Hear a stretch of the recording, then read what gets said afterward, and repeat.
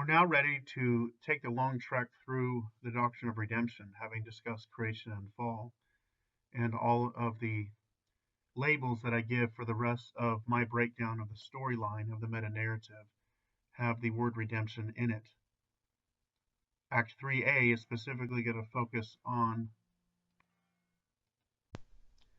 let's put this stage in a bit broader context. Act 1 was creation, Act 2 was the fall. Act 3 is really the whole Old Testament. Acts 4, 5, and 6 will deal with the New Testament. But here, as we discuss Act 3A, redemption initiated, this is dealing primarily with the Pentateuch, and as you see, I have primary Old Testament text, Genesis 12 over there, which is the Abrahamic covenant, which we'll talk about here in just a second. Acts 3B and 3C really see this thing falling off its rails as we deal with the continued faithlessness of Israel and questions that are there at the end of the Old Testament, but we'll also see the silver lining of God's grace and faithfulness carrying through. Now, you'll be reading a lot of the details and content of the books in the Pentateuch that we don't need to discuss here. But as we look at redemption initiated, I want to consider this in the order that you see here. We need to address the concept of covenant itself and then walk through a series of events related to Israel. And I want you to notice that I put Israel's law at the end of this, because when many Christians think about the Old Testament, they primarily think about the law, and they forget that the law is part of a much larger context. It's part of the context of Israel's mission, which itself is part of the larger context of Israel's salvation depicted in the Exodus. And we'll never fully understand the big picture and theology unless we look at it in these various contexts. And so I want to stress again the logic of this order of things. As we talk about the concept of covenant, I want to compare and contrast it with the notion of contract. In our own society, for most of us, the theme of covenant is depicted best by marriage. It's the one covenant everybody kind of understands. So I want you to think for a second the similarities and differences between a marriage relationship and a business relationship or contract. There are certainly similarities here. Both involve two parties that are coming together for a certain type of relationship, and both constitute obligations, expectations, and you'd often put these down on a piece of paper in a business deal, or you would say these in your vows during a wedding ceremony, but there are certain expectations. There are conditions, we might say. Even in biblical covenants, there's no such thing as a true unconditional covenant. There are certainly conditions and stipulations and expectations. But that's where the similarities stop. Think about the differences. Think about what happens, for instance. How is a contract dissolved? Well, simply one party has to break the contract.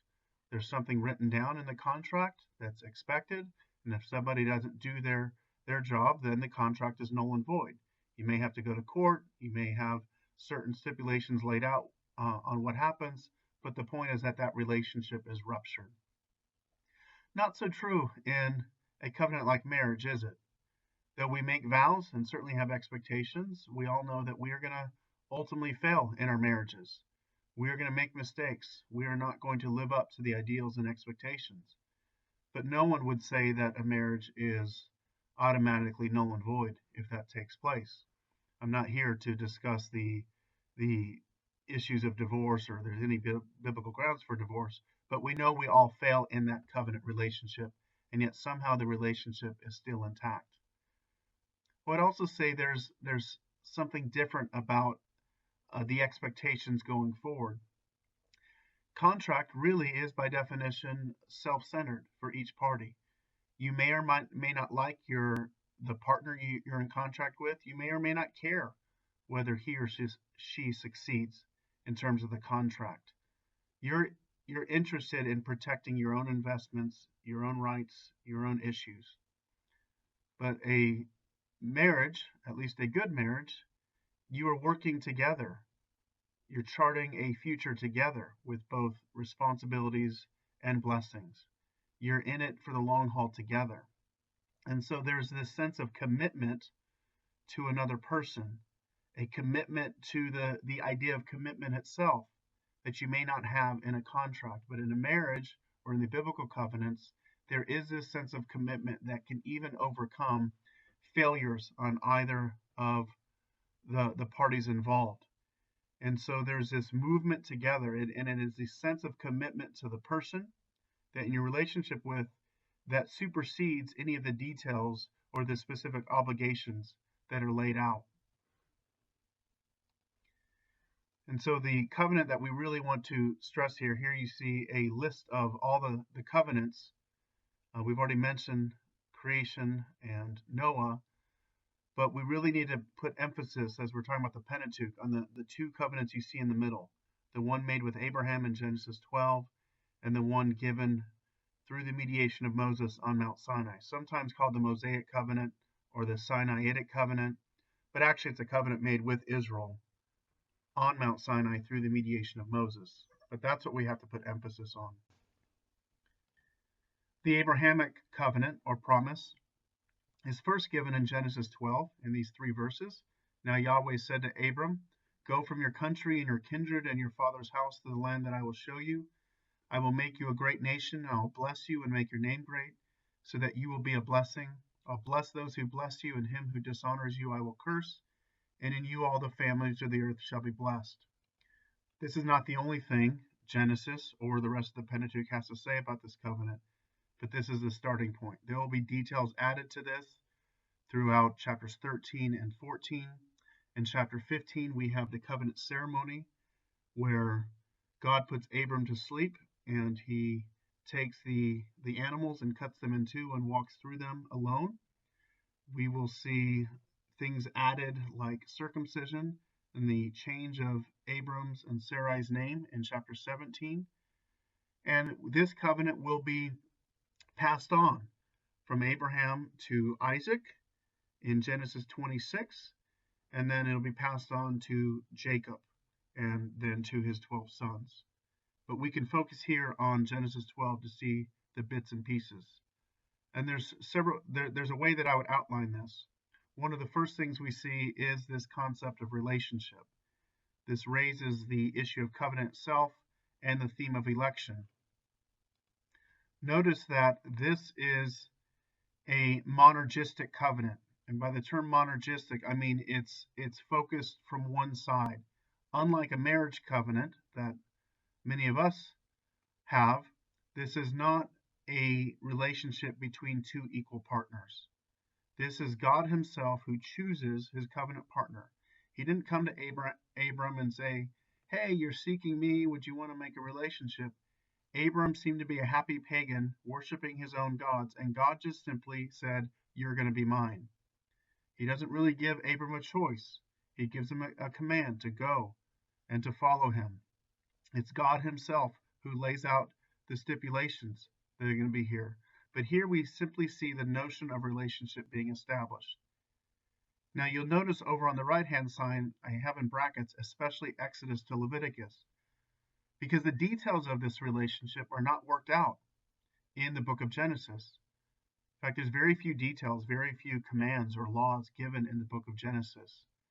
And what I'm going to see is that the covenant made on Mount Sinai, the Mosaic covenant, is actually a fleshing out, a national working out of this Abrahamic covenant. So I see a real close connection and continuity between the Abrahamic covenant and the so-called Mosaic covenant. The Mosaic covenant will lay out the details of the relationship, the stipulations of the Abrahamic covenant. And so the book of Exodus and Leviticus will be where we go to figure out those details. We also see that God promises to make Abram into a great nation, an earthly kingdom that we see in the rest of the Old Testament. Now, to be a nation, technically you need two things. Number one, you need people. There's that word seed again that we saw in Genesis 3:15, so I'm going to use it here. But really, this promise is made to Abram and to his seed. And so that really is the focus of Genesis 12 to 50. That's where the natural starting point. Before you get this relationship off the ground at a national level, you need to start with enough people. And that's one of the major things going on in the book of Genesis. How do we get enough people to get this thing going?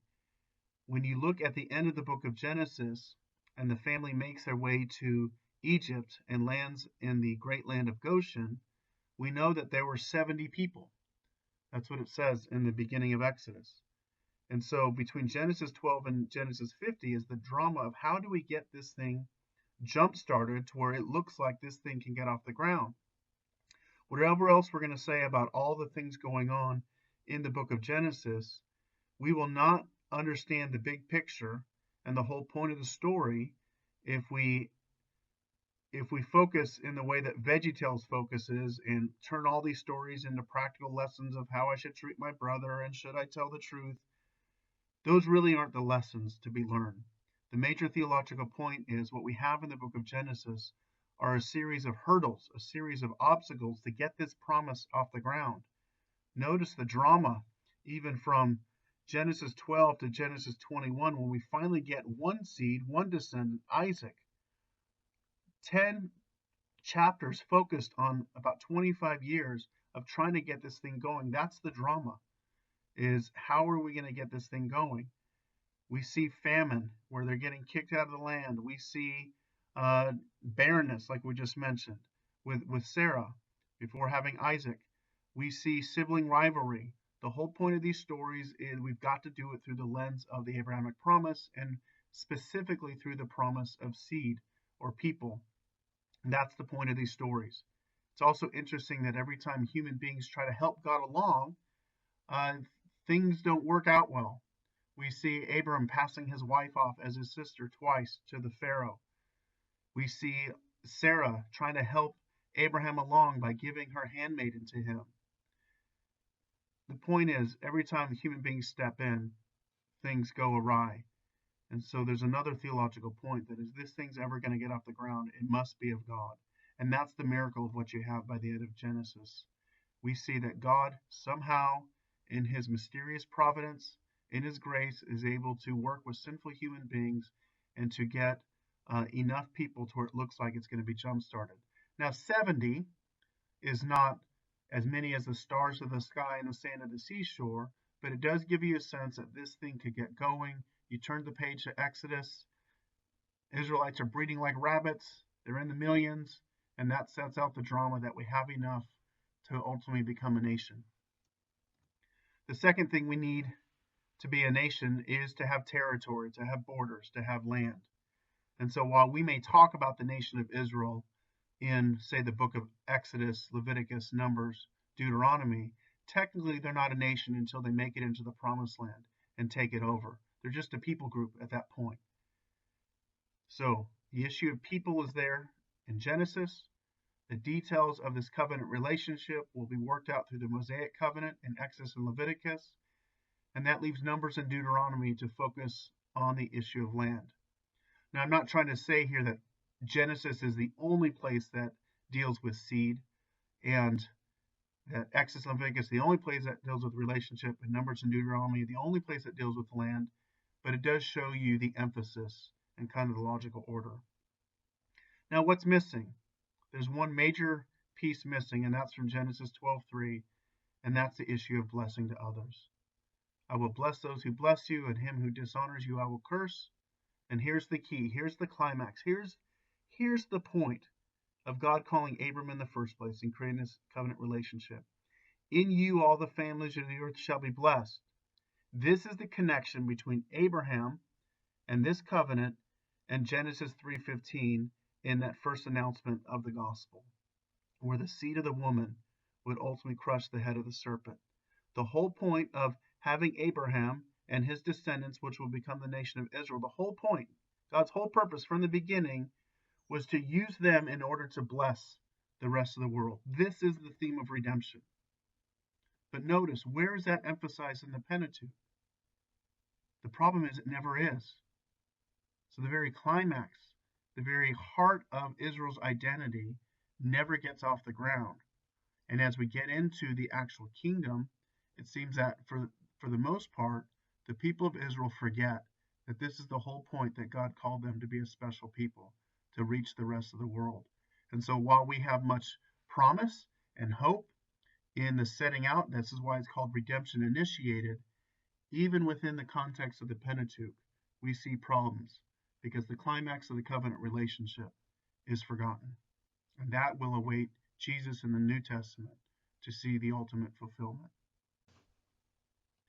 Now, there's so much more that could be said of the drama of the different stories of Genesis, and we'll get there in the discussion forums, but we're trying to keep the big picture and stay focused. And as we move on into the redemption of God's plan, we look at the book of Exodus, and there's two major images. And again, I'm skipping over the burning bush and the plagues, but there's two major images that are going to come up in this book that relates to the meta-narrative. One of them is the idea of substitution by blood. This is set out first in Exodus chapter 12 with details related to the Passover, and we see that issue of wiping the blood over the doorpost to avoid the angel of death among the Hebrew children, and that will be played out later in the sacrificial system that'll be detailed partly in Exodus but mainly in the book of Leviticus. But that whole system of worship, of animal sacrifice, is part of this much larger theme of substitution by blood, which is an image of salvation, clearly from a Christian interpretation, setting up for the sacrifice of Jesus and us being saved by his blood. The one that's emphasized in the book of Exodus is the Exodus itself, and I would say that is a theme of conquest. The Exodus is described in Exodus 14 in terms of narrative. But it's interesting, in chapter 15, we have a song. The first thing that people do when they get out of bondage and slavery is they sing a song. I'd encourage you to go to Exodus 15 sometime and read the whole thing, but let me just read the beginning. It says, "Then Moses and the people of Israel sang this song to the Lord, saying, I will sing to the Lord, for he has triumphed gloriously. The horse and his rider he has thrown into the sea. The Lord is my strength and my song, and he has become my salvation. This is my God, and I will praise him, my father's God, and I will exalt him. The Lord is a man of war. The Lord is his name." I love that phrase, that the Lord is a man of war. But we do have this theme of God being a divine warrior. It's military terms. It's conquest terms. And it's linked to God's salvation. God is seen as a military hero, bringing his people out. And as we go back through the story of what God was doing with sending Moses to tell Pharaoh to let my son go, and we see the series of plagues, this theme of conquest reminds us that God had all kinds of purposes in bringing his people out. And one of the main things he's doing is really to show himself off. He is competing with the gods of Egypt to show which one is greater between Yahweh and their gods. Yes, it's certainly about getting Israel out. It's about God keeping his word to Abraham, Isaac, and Jacob. It's about presenting righteousness and showing the world what God's plan of redemption is for Israel. But behind all this is a theological war, just as we could discuss in terms of the creation account in Genesis 1. We also see here that God is picking a fight with the other gods. If not, then God's not a very efficient God, is he? To take 10 times to figure out how are we going to get people out of Egypt. No, God purposely delayed the rescue of Israel out of Egypt, partly done by him hardening Pharaoh's heart, but that's so that he can put himself and his glory and his superiority on display. Pharaoh says, I do not know Yahweh, I will not let his people go. Well, God says, let me introduce himself. And so when we think about the plagues and the actual Exodus itself, God is showing that he has power over all the spheres of life that are supposedly under the authority of the Egyptian gods. So that's part of this conquest theme, and that's one of these images of salvation. And if I might say, I think this is one image that we need to recapture in understanding what Jesus did on the cross. Certainly the cross is glorious in forgiving our sins and offering a way of hope for the rest of the world. But there's also a sense about Jesus showing himself to be the true king, the true heir to the throne. And in his death and in his resurrection, he is claiming victory over all those who would be contenders to the throne. Okay, we've talked about the concept of covenant, and we've talked about Israel's salvation. Now, Israel's salvation is a national corporate salvation. It's not quite the same as we talk about, or about each of us individually being saved. In fact, we know that the majority of the Israelites who came out of Egypt were not faithful in their hearts. They were not what I would call believers. But we're talking about a corporate national salvation in the Exodus from Egypt, which already tells you that the laws that are about to come, starting in chapter 20 of Exodus and reiterated in Deuteronomy chapter 5, that they are post-salvation in that sense. Obeying God's law were supposed to be a response of gratitude to a God who's already saved them, and that's a helpful lesson for us, because I think sometimes we give the picture of a legalistic religion, both in our understanding of the Old Testament and of often what we give the view of Christianity in our culture. But even between Israel's salvation and the giving of the law, we have what I'm calling Israel's mission. The chapter before the giving of the Ten Commandments, both in Exodus and Deuteronomy, come out with what I would call Israel's mission. In Exodus 19, God calls Moses up on the mountain and says, I want you to go say this to the people of Israel. You yourselves have seen what I did to the Egyptians, and how I bore you on eagle's wings and brought you to myself. Now therefore, that's a big two-letter word, if you indeed obey my voice and keep my covenant, you shall be to me three things, and that's what you have here on the screen. You shall be my treasured possession among all peoples, for all the earth is mine. You shall be to me a kingdom of priests and a holy nation. Now I want you to think about these three things, and this gives the rationale, the greater identity and purpose of this nation before we get into the laws. Two of these things go one direction and one goes the other. And what I mean by that is when you think about special possession, the word segulah, a prized treasure. This is like a woman who keeps her special jewelry in a special jewelry box, maybe even has a lock to keep it hidden away. This is the fine china that you only bring out once a year. See, the Lord owns all the earth, and he does have an interest in the whole earth, but he takes special interest. His people are his special possession, his special treasure.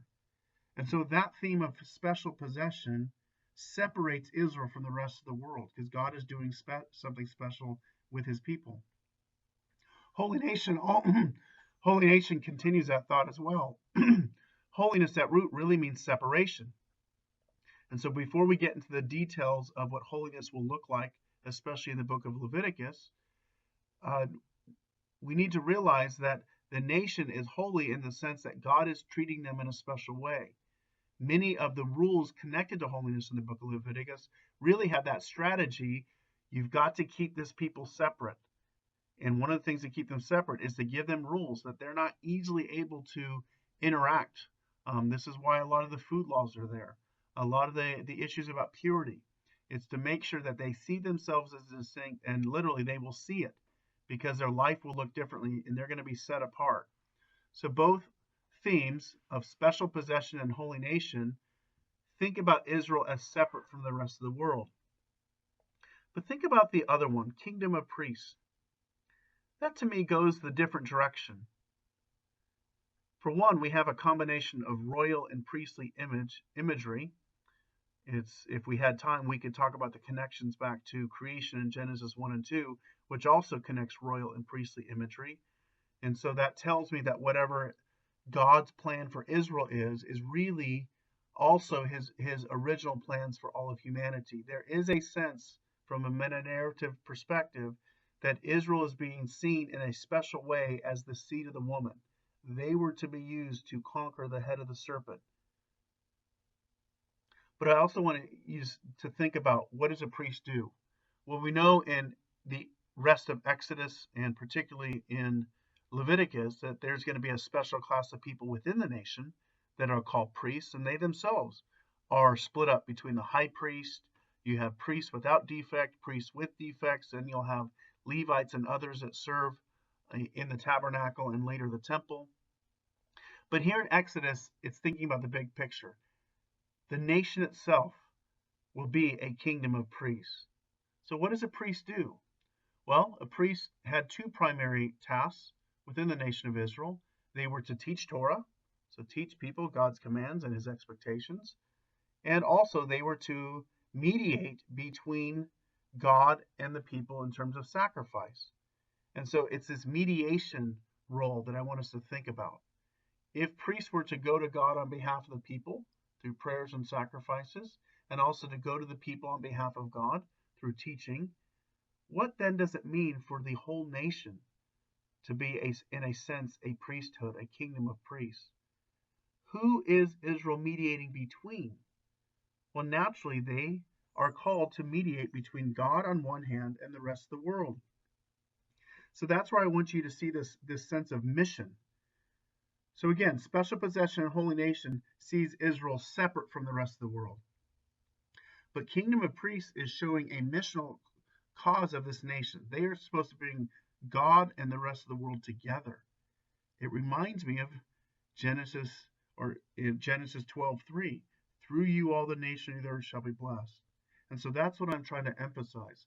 The whole purpose of Israel being a nation and being separated is not to stay there, but to be used of God to reach the rest of the world.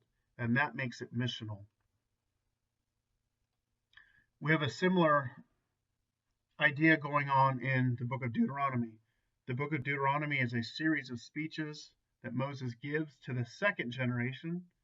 For those of you who know the storyline, the first generation dies out in the wilderness because of their sin and rebellion. But now we have the second generation, and they are in Moab. They are just outside the promised land. And so this is a way for Moses to encourage the second generation to follow the Lord, and he's going to reiterate and expand upon the laws given in Exodus and Leviticus. But before we go into the details of the laws, starting with the Ten Commandments in Deuteronomy chapter 5, we have this missional statement. I'm going to pick up in Deuteronomy 4, verse 5. See, I have taught you statutes and rules, as the Lord my God commanded me, that you should do them in the land that you are entering to take possession of it. So notice that the context is when you get in the land, this is how you're to behave. Keep them and do them, for that will be your wisdom and your understanding in the sight of the peoples. Notice that Moses is interested on the context of while you're there as a nation in the land, others are going to be watching you.